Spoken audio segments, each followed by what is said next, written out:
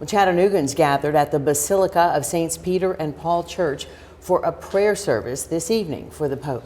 Our Madison Sims was there and joins us now in the studio with this story. Madison. Greg, Cindy, news of Pope Francis's death has sent shockwaves through the Catholic community and beyond. And tonight, Chattanoogans honored his life with prayer. The sound of hymns could be heard from inside the Basilica of Saints Peter and Paul Church. And sitting above a single candle was a portrait of the late Pope. Devoted believers came to the church in prayer for the soul of the man Reverend David Carter says is the church's father. And he's our papa. Pope means dad.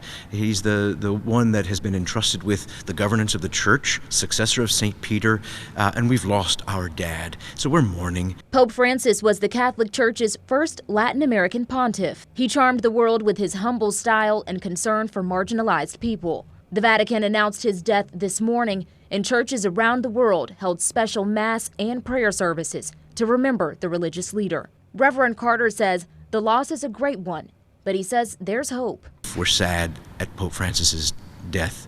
We're also hopeful that the faith that Pope Francis proclaimed with his life will be fulfilled in the resurrection of his own body in the last day.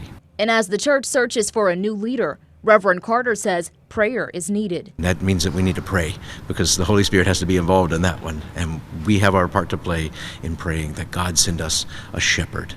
The Bishop of the Diocese of Knoxville requested all parishes offer special masses and display papal flags at half-staff until the new pope is chosen. Reverend Carter encourages parishioners to be hopeful during this time of mourning. So we're going to remain with him in spirit in our prayer. And we're going to entrust his spirit to the Lord our God who loves us so much. The Reverend says over the next 9 days, the church will mourn with 9 days of masses offered around the world. Reporting in the studio, I'm Madison Sims. Cindy, Greg.